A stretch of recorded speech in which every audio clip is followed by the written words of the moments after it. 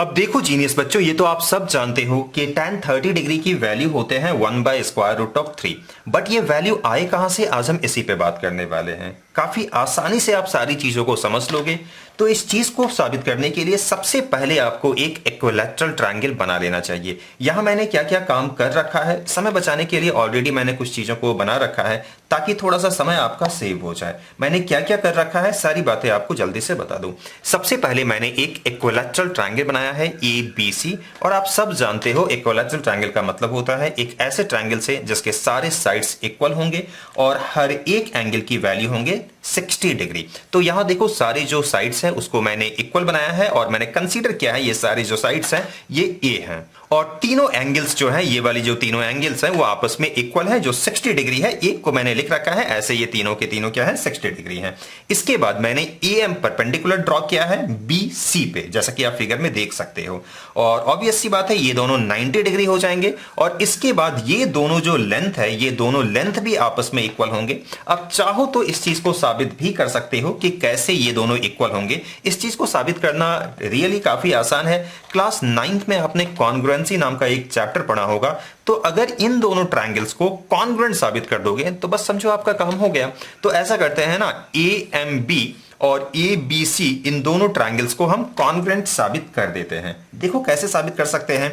एक तरीका यह हो सकता है बाय RHS कंडीशन। मैं यहां लिख देता हूं, देखो बाय RHS कंडीशन से इन दोनों ट्रायंगल्स को आप कॉन्ग्रुएंट साबित कर सकते हो। कैसे, देखो ना, मैं दिखा भी देता हूं। इन दोनों ट्रायंगल्स में आप देख सकते हो ये दोनों एंगल्स इक्वल हैं, दैट इज 90 डिग्री। उसके बाद ये वाली लेंथ और ये वाली लेंथ इक्वल है, हाइपोटेनियस हो जाएंगे ये, और ये जो है ये कॉमन हो गया, देयरफॉर राइट एंगल, हाइपोटेनियस और साइड्स। इस कंडीशन के अकॉर्डिंगली, ये RHS कंडीशन के अकॉर्डिंगली ये दोनों ट्रायंगल्स आपस में कॉन्ग्रुएंट हो गए। तो क्योंकि ये दोनों अब कॉन्ग्रुएंट है तो इनके ये दोनों साइड्स जो हैं, ये दोनों लेंथ जो हैं, ये आपस में इक्वल होंगे। CPCT आपको याद आ रहा होगा, आप लिखते थे corresponding parts of congruent triangle. तो BM is equal to MC, और ये पूरा का पूरा A था, इसलिए मैंने इसको A/2 कंसीडर किया और इसे भी मैंने A/2 कंसीडर किया।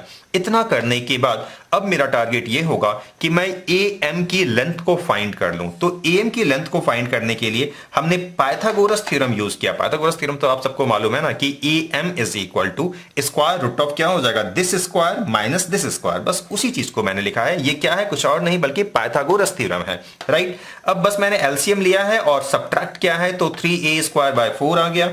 अब देखो A² के बदले एक A बाहर आ जाएगा और 4 के बदले नीचे 2 बाहर आ जाएगा, square root of 3 as usual रह जाएगा। तो इस चीज को मैंने देखो यहां लिख लिया है। अब इतना कुछ कर लेने के बाद इस चीज को काफी आसानी से साबित कर सकते हो। तो देखो इसके लिए मैंने लिखा tan theta is equal to, सबसे पहले मुझे बता दो tan थीटा की फॉर्मूला क्या होती है। तो ये आप सबको मालूम होना चाहिए। इसको डिफाइन किया गया है as the ratio of perpendicular and base. तो P/B होता है, tan theta is equal to P/B होता है, राइट ना। अब क्योंकि आप 30 डिग्री के लिए काम करना चाहते हो तो थीटा को रिप्लेस कर दो 30 डिग्री से।